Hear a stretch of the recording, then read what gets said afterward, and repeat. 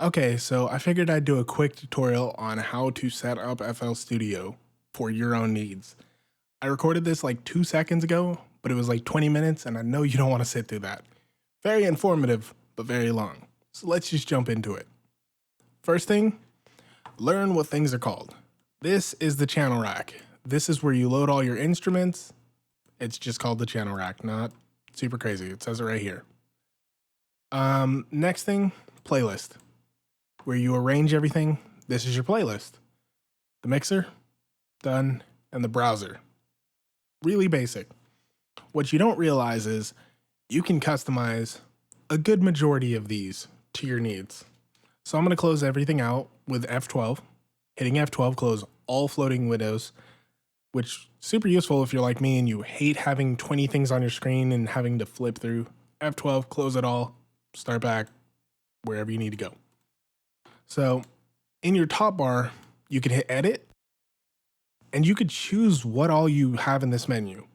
If you don't want it to be 3 tall, you don't want it to take up half your screen like some of the early versions. I know FL11 and earlier, oof, that was a mess. There was so much crap on the screen. Get rid of all of it. Just start click and drag if you want it. Drag it off if you don't. Plain and simple. Then, once you have your thing set up, you could save it. Like, let's say you really like what you have. I believe you just click, what do you hit? Save preset as, and then you're good to go.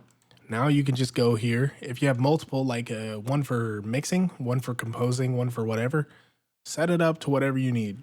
Get rid of anything you don't, because that's just one more thing for you to have to look over or dig through to find what you're actually looking for. Next, when you are color coding, there is nothing more amazing than having a default color scheme, but I have a video on that. I'm not going to bore you with that. However, there is something super useful in the channel rack that a lot of people overlook. If you go to color, you can randomize, giving you a random set of colors, so you can easily find things. Or if you have if you're just bored and you want to make a colorful mixer, go, I would like this to go from green to pink. Now you have a gradient. Super useful. If you have a lot of instruments and you really need to quickly dig what you're finding out, set it to where you can just quickly go, kicks are purple, or my drums are, I remember the one I was working on was blue. Find it quickly. Next thing, if you hit Alt and Delete when things are selected, you can remove channels. Very simple. If you like to quickly route things, if you go to here, you can select whether it shows your mixer tracks. You can mute, remove steps, all these things right here. Auto resize, channel button width, all this. Set all that up until you're left with what you want. For me, if I have a lot of drums up or a lot of things here, I go, I need this in track 6.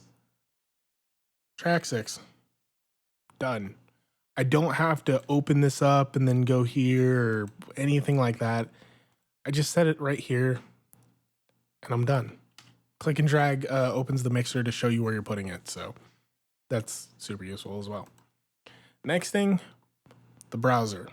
The browser is a gosh darn mess. And I wish FL Studio, the team, were to kind of just rebuild it, because it's cluttered, it's ugly, and I hate it. So what I do, I went immediately and I went into my folder, my patches folder, and I made anything I just did not want to see in the browser invisible.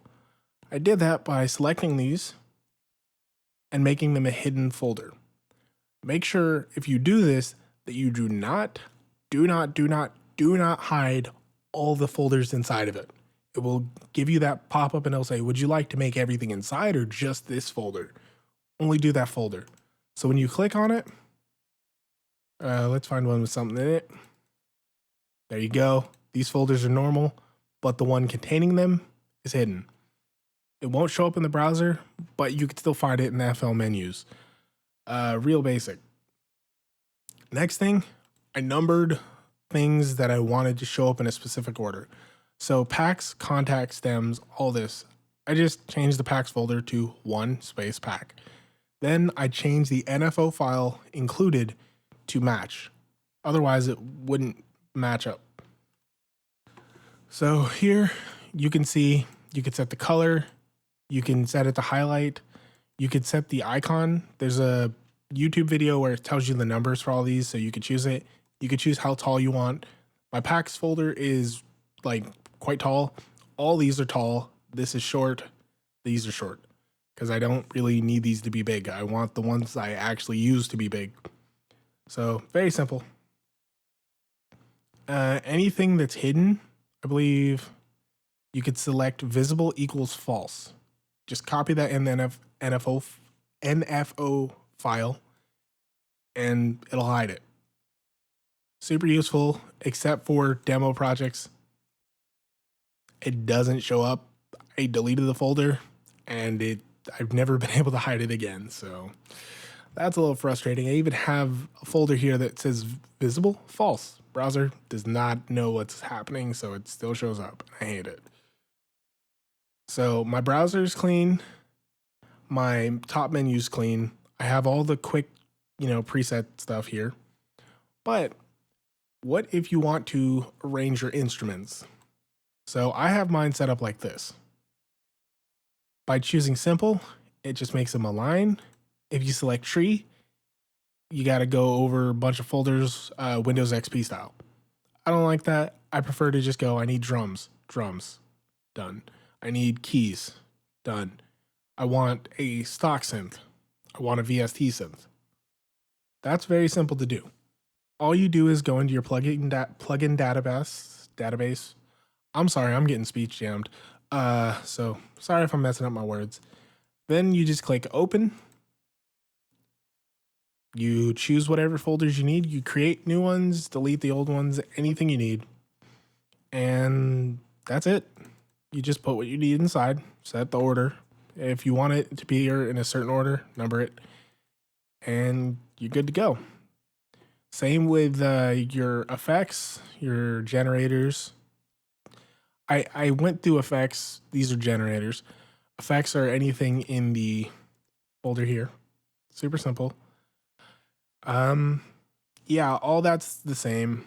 That's all just folders, NFO files, stuff like that. Next thing is your view. Some people like to have the track inspector on the left. I do not. I work from left to right, and when I'm constantly looking at a stack of things and then more blobs, do not like it. So I keep that on the right. Same with the fact you can choose waveform view. Instead of it being a meter, it shows you what the waveform looks like. I don't think that's useful. You could also select it here. You can choose to turn on your stereo stuff. So you can quickly make things mono, widened, flip the phase, flip the left and right speaker. You can get rid of all of that. Let's see what else there is. Colorful mixer. If you do not want yours as colorful as mine, you can set it to off, so it only colors the top. If you like really dull things, you can choose it to low. To me, that just looks like muddy swamp water. Not a big fan of it. Medium's for sane people. Or if you like M&Ms or Skittles, high.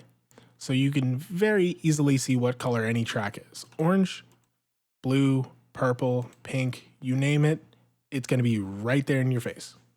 I like that personally, but that's just me. So I've already gone through how to set up the browser, how to set up the top bar, and how to set up the mixer.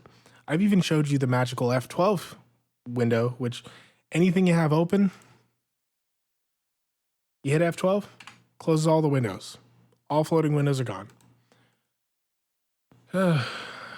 I'm trying to speak fast because the first video is 18 minutes, but I've gone over almost everything. And hopefully you learned something. Hopefully FL Studio is a lot more quick to use for you. And I'm on my last tip. My last tip is anything you find yourself loading up, like a chain, effects, or whatever, make a mixer track state. What do I mean by that? You go through, you load up all your effects you need, and then save the state. So let's say I really just want to change, I want to load up a vocal recording thing.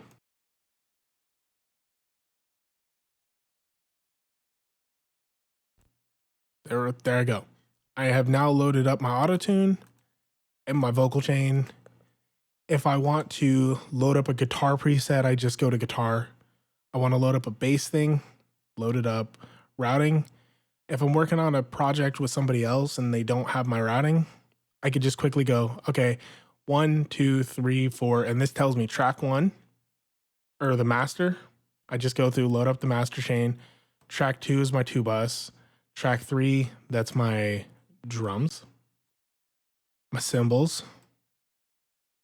There you go. And I can load up my whole routing setup that way. Any plugins you save on them will be loaded, so you don't have to do it over and over. One last thing is, you know how you can create a separator? Control double click and that'll select everything between this separator and the next one. Let's say you want to reset your tracks. You can go to reset selected tracks to default. There we go. Takes a second, but now everything's brought back to default. But what you may not know is it just loads up the default file. So if you have a default that has an EQ in track 1 and a compressor in effects track 2, when you reset to default, it'll load that to everything. Super useful if you just want to bulk load, effects and you don't want to have to do it one by one. That is a very, very quick way to do it. So that is the overall tricks to making FL work for you. Presets, presets, presets, hide everything you don't need. Because when you're constantly skimming over things, you go, okay, everything from here, I just jump over it. Now you have to think to jump over it every time. If you find yourself having to scroll through a big blob of plugins, that's not fun. I don't want to do that. I don't want to have to do Windows XP blob back and forth. I want to go, I need a compressor. Done. Like, just anytime you can find just some way to cut the fat, trim that fat, get rid of it, then production becomes fun. You no longer have to think, I want to load up a Panomatic on this track, but I don't want to go through the menu. And then the fun's gone. Make it to where you can load it up in 2 seconds and the fun's back. You can just get back to producing. No more BS, no more wasting time. When you have a client behind you ready to record vocals and it's like, hold on, okay, I need to go through this large menu. Where is parametric EQ? Here we go. I need to load up a compressor. Which compressor do I want? DD compressor. Where is that in the menu? Now you're frustrated. Now they're frustrated. You're waiting. Have a chain. Get it ready to go. Quick vocal record. They're ready to go. Arm the mic and you're good. Heck, that's how I loaded this up. Yeah, just trim the fat as much as you can. No BS, just production. Have fun. Hope you learned something. Peace.